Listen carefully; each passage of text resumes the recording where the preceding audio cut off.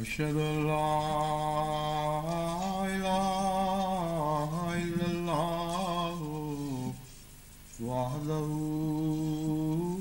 لا شريك له وأشهد أن محمدا عبده ورسوله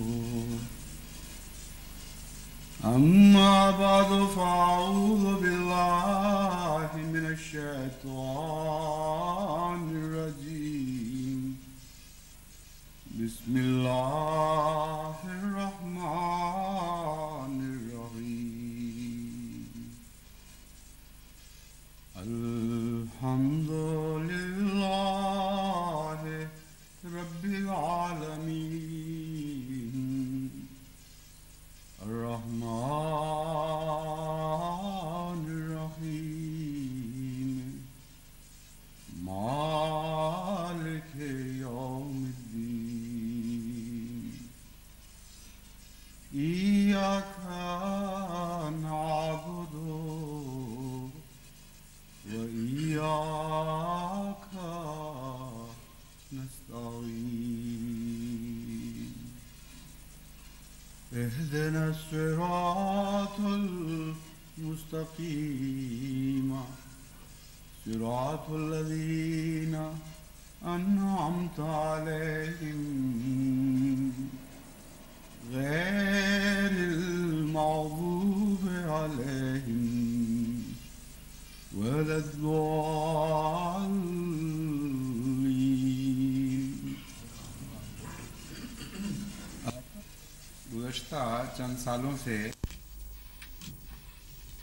Depuis quelques années, au Pakistan, certains mullahs ignorent, avec le support du gouvernement, ont par la force essayé de qualifier les Ahmadis de non-musulmans. Maintenant, leurs efforts touchent à leur fin.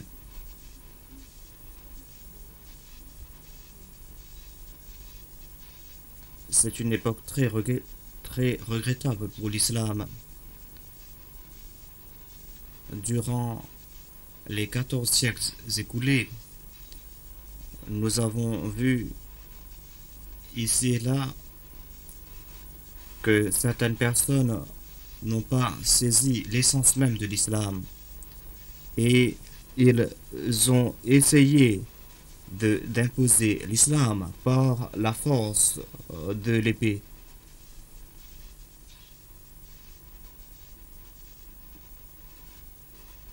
Ils voulaient convertir les non-musulmans en musulmans par la force. Ces personnes croyaient que l'on pouvait faire par la force entrer la foi dans les cœurs des gens. Cette époque regrettable a perduré et certains ont voulu imposer l'islam par la force. Le but en lui-même était noble, mais c'est le moyen utilisé qui était odieux. Le but était de répandre l'islam dans le monde et ils croyaient que s'ils ne pouvaient pas le faire par les arguments ou par les preuves, alors ils devaient le faire par la force. Ils voulaient établir l'unicité de Dieu sur terre, mais ils pensaient que s'ils ne pouvaient pas le faire par des preuves et des arguments, alors ils forceraient cette unicité par la force de l'épée.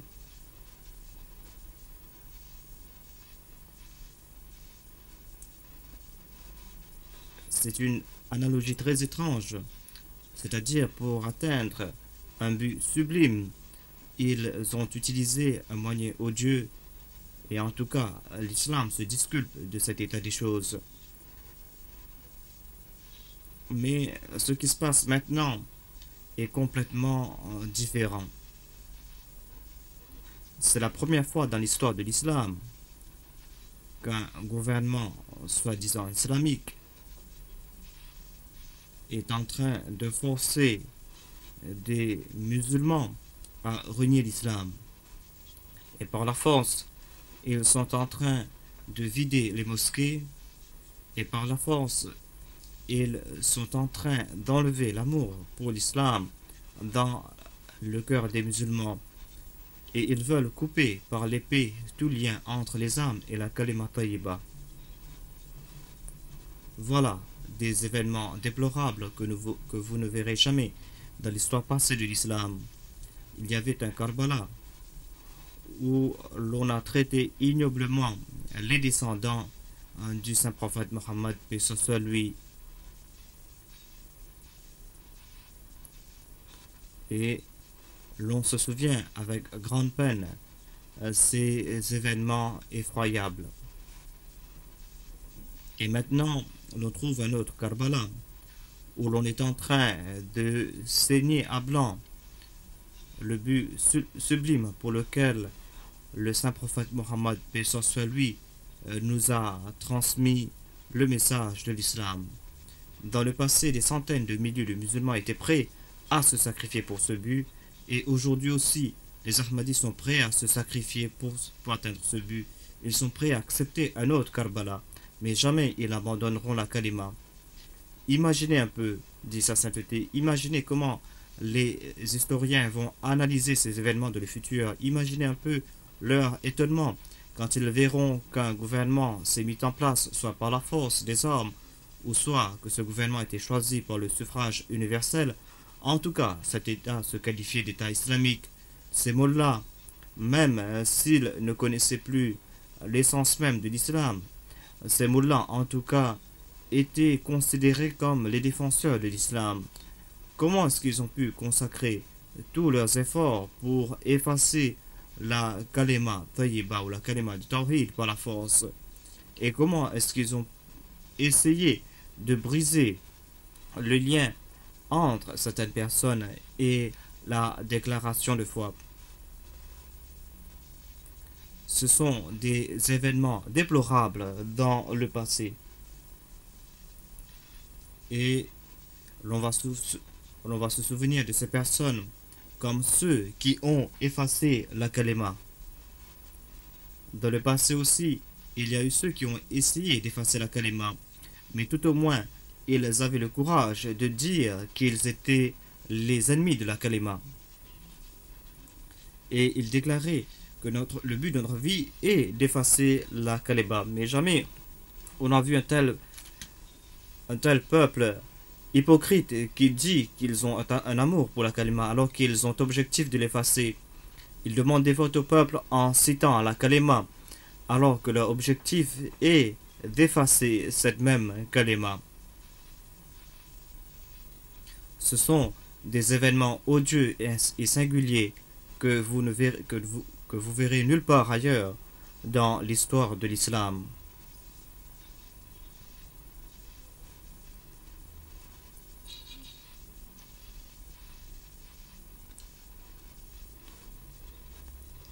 En regardant cet état des choses, certains Ahmadis concluent, et c'est une conclusion naturelle, ils concluent qu'il y a une telle contradiction entre ces deux comportements qu'il est impossible qu'un croyant puisse commettre de telles infamies.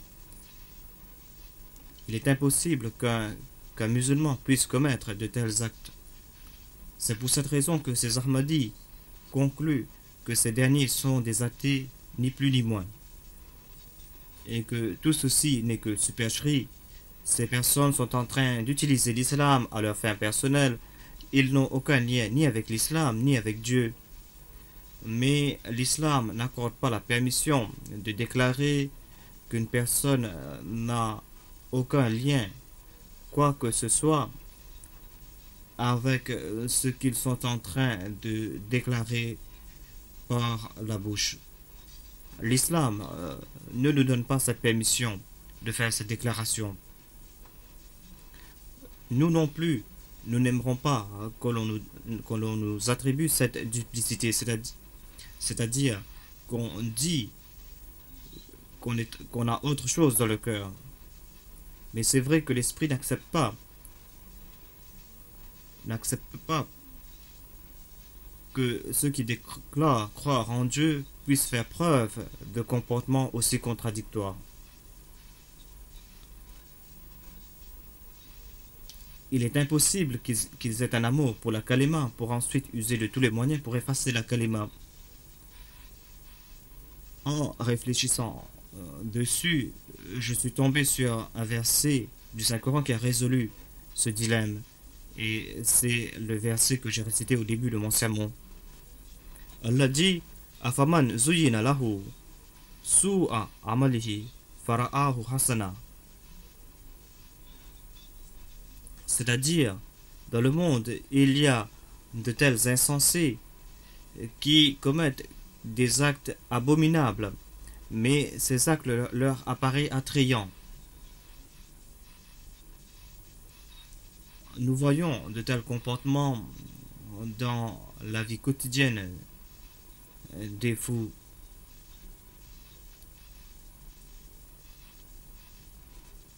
C'est-à-dire, certaines personnes le font pour se tromper soi-même ou pour tromper les autres. Ils disent que pour tromper les enfants, ils attrapent des pierres et disent que ce sont des perles. Mais ce sont des paroles qui sont dénuées de tout sens. Ils le font soit pour se tromper soi-même, soit pour tromper les autres. Et nous savons très bien que leurs paroles sont dénuées de tout sens. Mais nous avons aussi d'autres insensés qui ont attaché un fil de fer autour du doigt pour déclarer que c'est l'anneau d'une reine qu'ils ont reçu en héritage. Ils disent que nous avons reçu cet anneau en héritage. Ils portent des vêtements en guenilles et disaient que c'est la tenue d'un roi. Certains portaient un chapeau nauséabond et déclarait que c'est une couronne royale.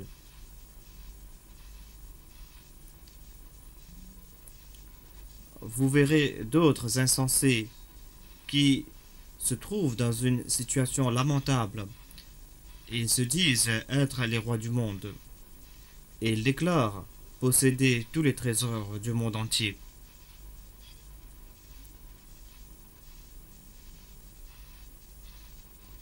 Voilà ce qui se passe quand on est frappé de folie. Le Saint-Coran déclare que la folie religieuse est similaire à ce comportement dans certains cas. Ne qualifiez pas ces personnes de menteurs. En fait, ce sont des menteurs parce qu'ils sont en train de se tromper eux-mêmes et ils sont en train de tromper les gens en toute connaissance de cause. Leurs actes ignobles leur apparaissent attrayants.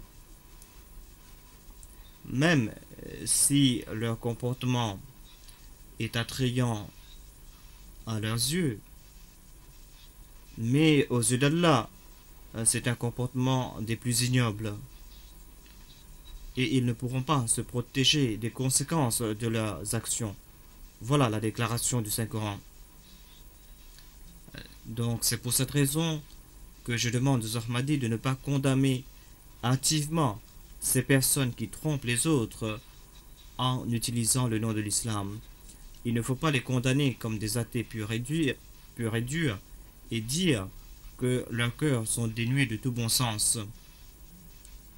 Nous n'avons pas le droit de les juger ainsi. Parce qu'en fait, c'est Dieu qui connaît l'état des cœurs et Dieu lui-même nous enjoint de nous contenter de leur déclaration. Dieu nous dit dans le Saint-Coran que nous devons nous contenter de leur déclaration et nous ne devons pas tirer nos propres conclusions. C'est moi, Dieu dit, c'est moi qui connais leur cœur et je vous informe qu'il existe des hallucinés religieux qui, en commettant des actes ignobles, s'imaginent qu'ils sont en train d'accomplir de grandes vertus. Donc, quand vous regarderez le monde religieux et quand vous regarderez la bataille entre la vérité et le mensonge, des deux côtés, vous allez voir de tels insensés et c'est une situation bizarre parce que ils se qualifient d'insensés mutuellement. Les opposants de Dieu qualifient les prophètes de Dieu d'insensés alors que Dieu déclare que ces mêmes opposants sont des fous. Dieu a mentionné le même sujet dans la sourate Al-Baqarah wa idha qila lahum aminu kama amana an-nasu qalu anu'minu kama nas-sufaha'u ala innahum humus sufaha'u walakin la ya'lamun. C'est-à-dire quand on va leur dire de croire comme les autres ont cru, ces personnes répondront: est-ce que nous allons croire comme ces sots et ces ignorants?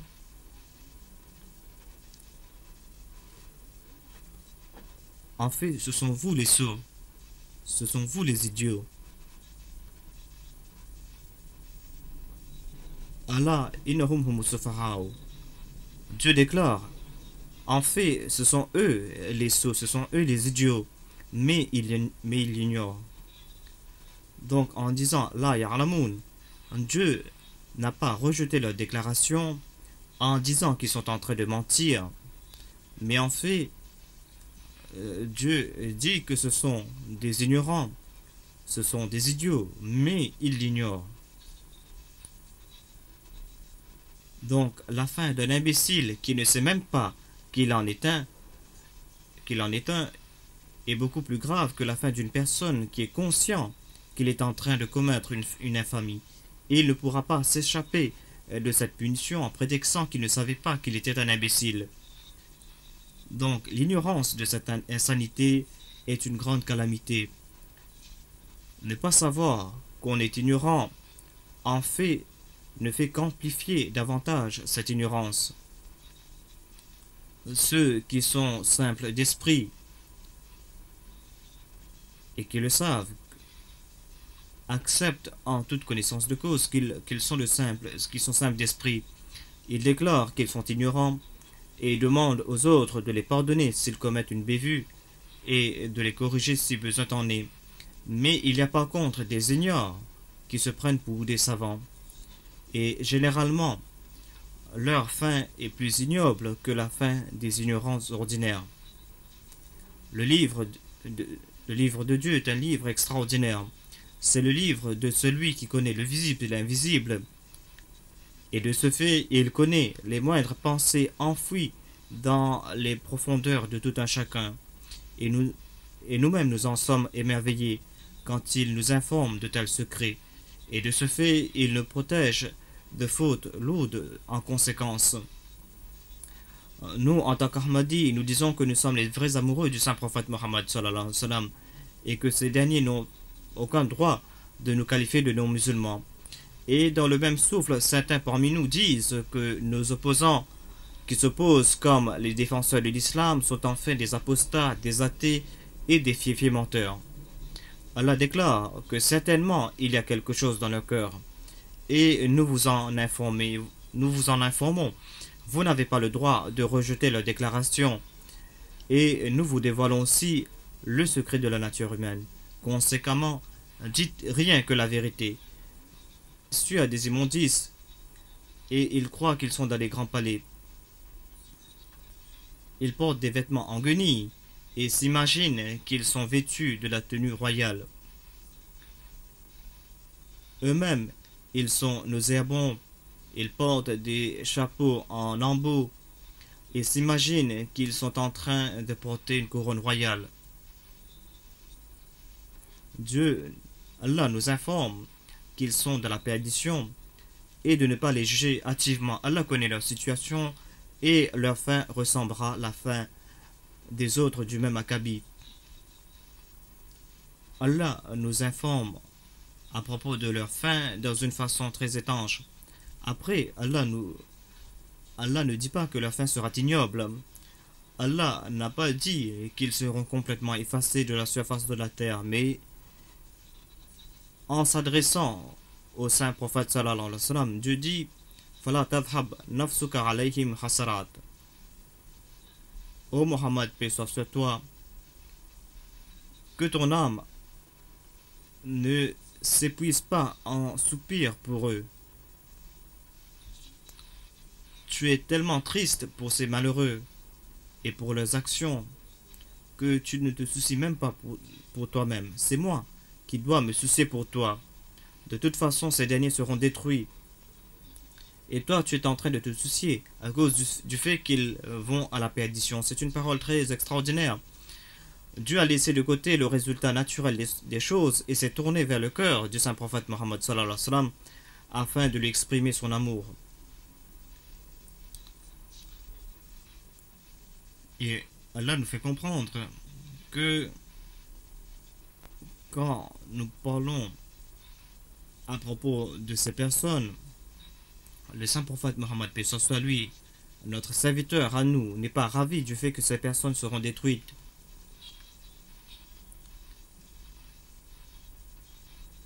Tout naturellement, ces personnes vont à leur perdition. Et voilà donc ce qui attriste le saint prophète Mohammed, paix soit lui. Allah nous dit que le saint prophète Mohammed, paix soit lui, est attristé à cause du fait que ces personnes vont à la perdition. Il dit, ah, si seulement il pouvait voir, et si seulement il pouvait marcher sur le droit chemin, afin de se protéger de cette destruction inévitable.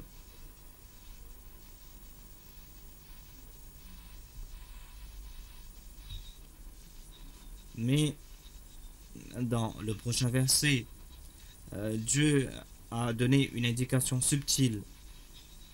Dieu nous fait comprendre que ne croyez pas que toutes ces personnes seront détruites et qu'ils ne seront pas guidés. Allah nous dit Inna Allaha yudillu man yasha wa yahdi man yasha.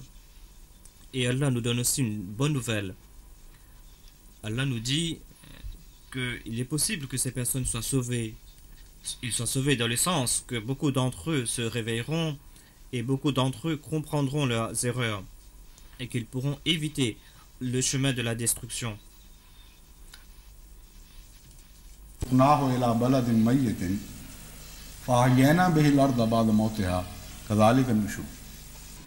Muhammad, nous connaissons les secrets de ton cœur et nous savons que tu es troublé à leurs propos.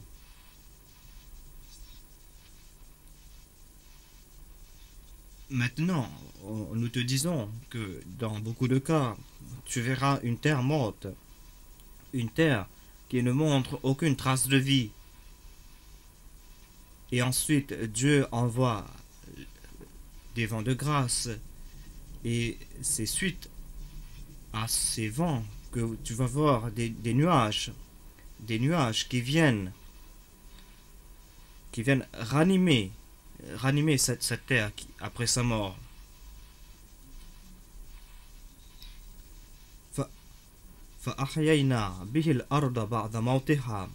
Et ensuite, nous les poussons jusqu'à une terre morte et nous en ranimons la terre après sa mort. Et tu vois un miracle devant tes yeux. Tu verras que les hommes que tu croyais morts qui commencent à revivre, et ceux qui étaient dans leur tombe pendant des siècles et des siècles en sortiront. Dieu nous fait comprendre. Voilà comment Dieu va faire revivre ces personnes. C'est un grand signe d'amour de Dieu. Et grâce à ce signe, Dieu a conforté le cœur du saint prophète Mohammed, paix soit lui. Quand nous te disons de ne pas te faire du mauvais sang à leur propos, ce n'est pas pour les abandonner à leur sort, mais nous voulons te faire savoir que nous avons entendu les émois de ton cœur et nous les avons acceptés. Et nous te promettons que nous pouvons faire revivre les morts. Nous pouvons faire revivre les morts, et nous l'avons fait dans le passé. C'est en résultat des agitations de ton cœur que nous allons bénir cette terre aride. Donc Dieu nous a informés du secret de la vie, et il a purifié le peuple, et a indiqué au saint prophète Mohammed, paix soit sur lui, comment aider son peuple. Donc la Jamaat Ahmadiyya aussi ne doit pas désespérer. La taqnatu min rahmatillah, la taqnatu min rahillah. Ne désespérez jamais de la miséricorde divine. Ne croyez pas que la situation s'est aggravée à tel point que l'on ne peut plus faire marche arrière. Ne croyez pas que maintenant le peuple va vers une mort certaine. Ceux qui tirent ces conclusions hâtives, dit sa sainteté, en fait ces personnes se privent de grands succès. Conséquemment, le devoir d'un croyant est de pousser ses efforts jusqu'à la fin et il ne doit jamais s'arrêter. Il doit accomplir ses responsabilités jusqu'à la fin en faisant preuve de patience, en priant et en donnant de bons conseils. Tout comme la fin noble de ce soldat qui se bat jusqu'au dernier souffle. En fait, sa mort se transforme en vie. Voilà donc le caractère des communautés divines, c'est-à-dire qu'ils ne doivent jamais négliger leur cause jusqu'à la fin et qu'ils doivent accomplir leurs responsabilités et ils ne se soucient pas du fait que chacun d'entre eux doit nécessairement voir la victoire finale de ses propres yeux. C'est pour cette raison qu'à notre époque, chaque Ahmadi doit purifier chaque particule de son être afin d'exalter l'unicité de Dieu dans le monde. Ils doivent déclarer l'unicité de Dieu et ils doivent aussi implorer les bénédictions de Dieu sur son saint prophète Mohammed, paix soit sur lui. Et ils doivent affiner leurs efforts davantage afin d'affermir l'unicité de Dieu en ce bas monde. Voilà nos réponses à leurs infamies. Quand nous allons montrer notre amour pour l'unicité de Dieu, nous devons établir cette unicité dans 1000 lieues de la terre si on nous empêche de déclarer cet amour dans un seul endroit. Si vraiment nous sommes peinés de voir leurs œuvres, c'est vrai que nous sommes peinés en voyant leurs œuvres, mais nous sommes tout aussi peinés à cause de leurs fins ignobles. Donc, si nous adoptons cette sunna bénie du saint prophète Mohammed, paix soit sur lui, alors soyez certains que Dieu ne fera jamais mourir ceux qui font revivre la sunna du saint prophète Mohammed, paix soit sur lui. Voilà comment Dieu vous traitera. C'est une époque très étrange. Les contradictions ne font que s'amplifier dans ce pays et ils ne comprennent pas ce qu'ils sont en train de faire et ce qu'ils sont en train de dire. Quelques jours auparavant, on a fait cette annonce au Pakistan que les polythéistes n'ont pas leur place dans ce pays. C'est vrai, dit sa sainteté. Le pays a été fondé sur la kalima, sur la déclaration d'unicité. Il n'y a pas de place pour les polythéistes. Mais qui sont les polythéistes? Est-ce que les polythéistes sont ceux qui ont donné leur vie pour la kalima ou ceux qui ont effacé la kalima?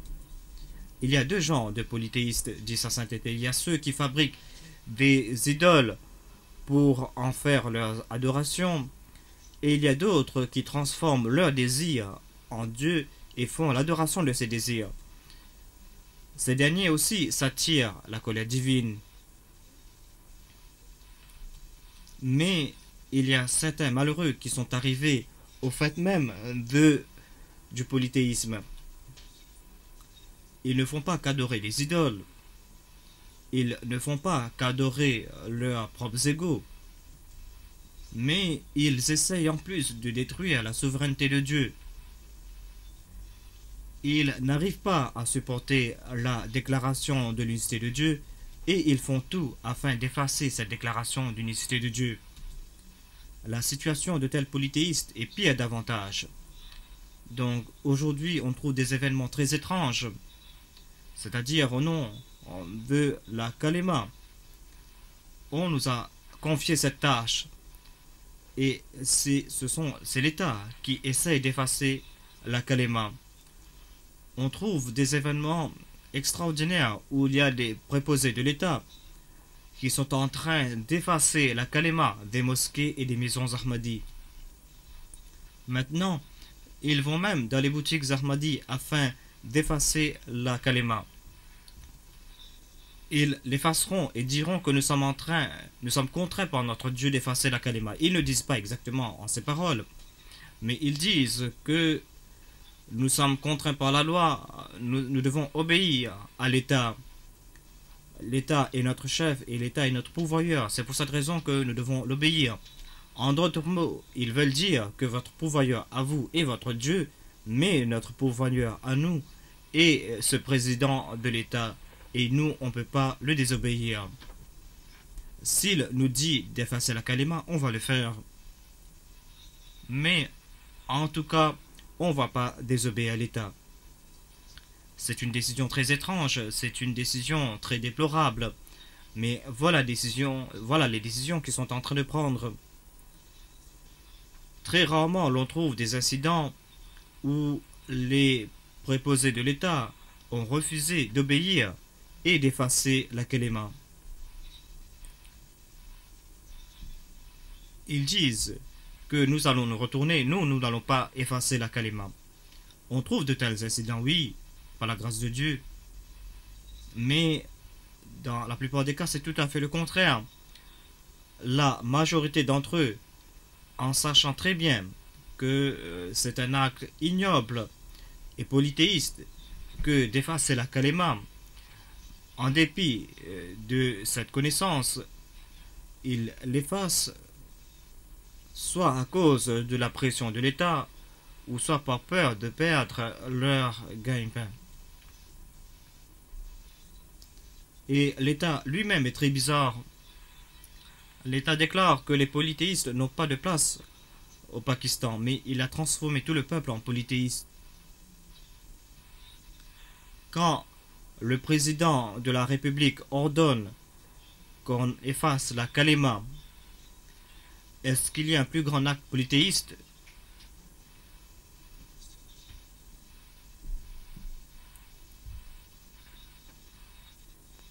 Quand on regarde ces événements, on se souvient d'un événement historique en islam. Cet événement, c'est quand l'Empire perse a préparé une grande armée afin d'attaquer les Arabes et afin d'effacer l'islam de toute l'Arabie. Et Yazdagir, le Khosroès, a confié cette armée à Rustum. C'est ce même Rustum qui était légendaire pour sa bravoure. Donc ils avaient préparé une très grande armée afin d'attaquer l'Arabie. Quand Hadrat Saad bin Waqqas a entendu cela, il a informé Hadrat Umar radhiyallahu anhu. Ce dernier a répondu que ce n'est pas la peine de t'effrayer. Envoie une délégation à cet empereur et explique-lui ce que c'est l'islam. Dis-le ce que demande l'islam. Et dis-le que quand on a essayé d'effacer l'islam par la force, nous avons eu la permission par Dieu de nous défendre. Et Allah nous a donné des milliers de victoires. Donc l'islam est une religion de paix. L'islam est une religion qui prêche l'unicité de Dieu. Donc vous n'avez rien à craindre. En tout cas, ils ont envoyé une délégation. Et dans cette délégation, il y avait Asim bin Omar, qui était peut-être le chef de la délégation. Il y avait Nouman bin Makran, Ashash bin Qais bin Durara, et il y avait encore d'autres personnes qui les ont accompagnés. Quand ils sont arrivés dans la cour de l'empereur, ils ont commencé à parler avec lui, et au début, le Khosroès a essayé de les effrayer et il les a dit que vous allez trouver la même fin que les tribus ignorent des Arabes dans le passé. Il les a dit que vous connaissez votre histoire. Vous savez très bien comment on a traité ces tribus rebelles et ignares. Nous les avons complètement anéantis. Alors craignez les conséquences de vos actions et nous avons décidé de choisir pour vous un roi affable, un roi qui va s'occuper de vous. Si vous acceptez nos conditions, nous allons vous donner ce roi, un roi qui va s'occuper de vous. Et si vous êtes affamé, alors certainement ce roi va vous, va vous donner de la nourriture, il va vous vêtir. Mais il ne faut pas parler d'un État au nom de l'islam. Nous allons effacer cet État. En réponse, un représentant de la délégation, Qais bin Darara, a dit, il a pris la permission, il a dit que je vais répondre, il a dit que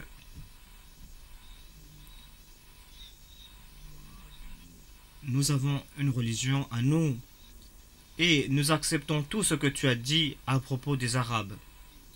Mais c'est une époque révolue.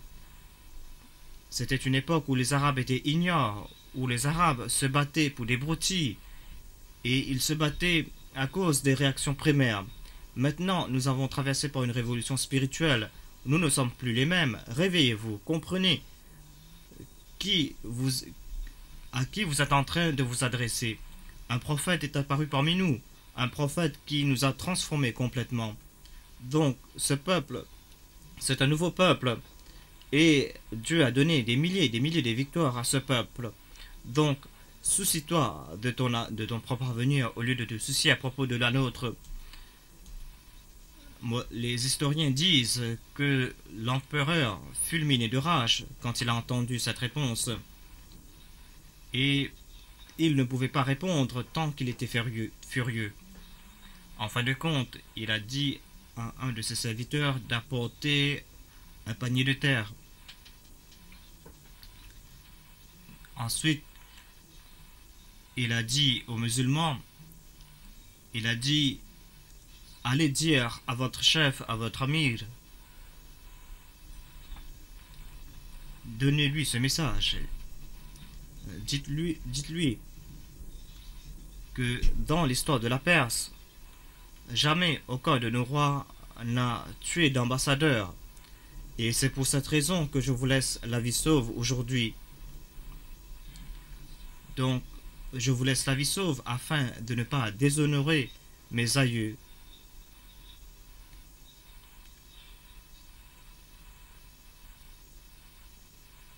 Mais vous ne méritez que ce panier de terre. Et je vous donne ce panier de terre. Et en ce qui concerne votre avenir, je vais vous envoyer Rostom qui va vous détruire. Et il va vous enterrer dans la tranchée de Qadsia. Et il va raser toute l'Arabie afin qu'il n'y ait plus trace de vie. Voilà ma réponse. Transmettez cette réponse à votre dirigeant.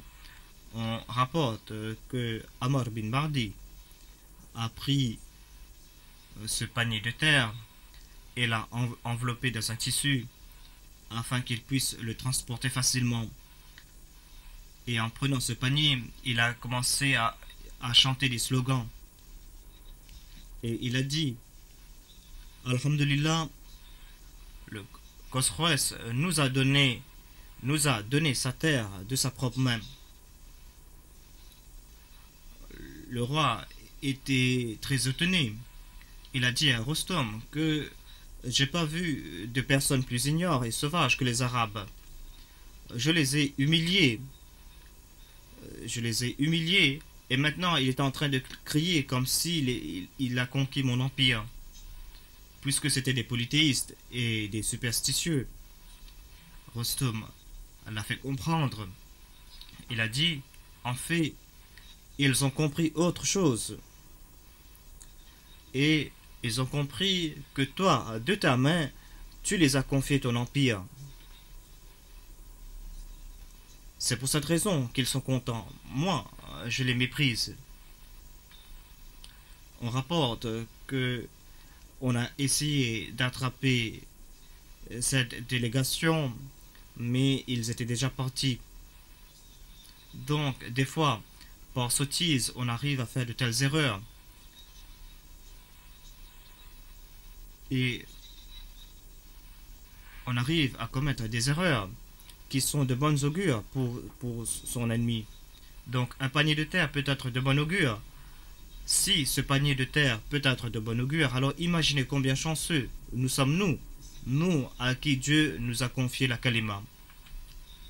Par Dieu, ce panier de Khosroes n'a aucune importance devant la responsabilité que de protéger la kalima. Pour nous, c'est des centaines de fois meilleur pour nous. Aujourd'hui, Dieu nous a confié cette responsabilité. C'est Dieu qui nous a confié cette responsabilité. Et Dieu a donné cette tâche ignoble et infâme à vous. Mais nous avons décidé, et tout le temps, nous allons respecter cet engagement. Chacun d'entre nous va tout le temps respecter cet engagement, que jamais nous n'allons laisser personne effacer la kalima. Jamais personne ne va effacer la kalima. Jamais personne ne pourra nous détacher de la kalima. Nous préférons être tués que de voir la kalima s'effacer de la terre. Voilà notre décision. Mais Dieu a une autre décision et Dieu veut garder vivant et pour toujours ceux qui s'effacent pour la cause de la kalima. Ce sont ceux qui essayent d'effacer la kalima qui disparaissent en fait.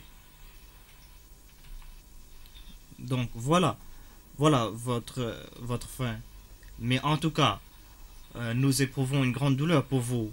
Et nous prions, ô Allah, toi qui as changé les émois du saint prophète Mohammed sallallahu alayhi wa sallam en nuages qui ont arrosé une terre morte pour la faire revivre.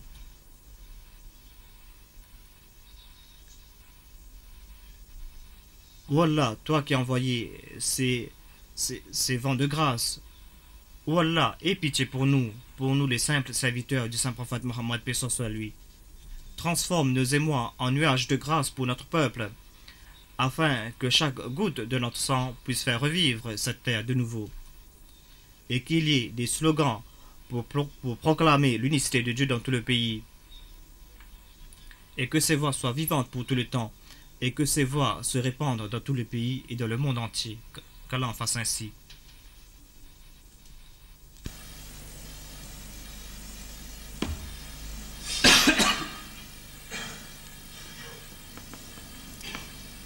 Alhamdulillah nahmaduhu wa nasta'inuhu wa nastaghfiruhu wa nu'minu bihi wa natawakkalu alayhi wa na'udhu billahi min shururi anfusina wa min sayyiati a'malina.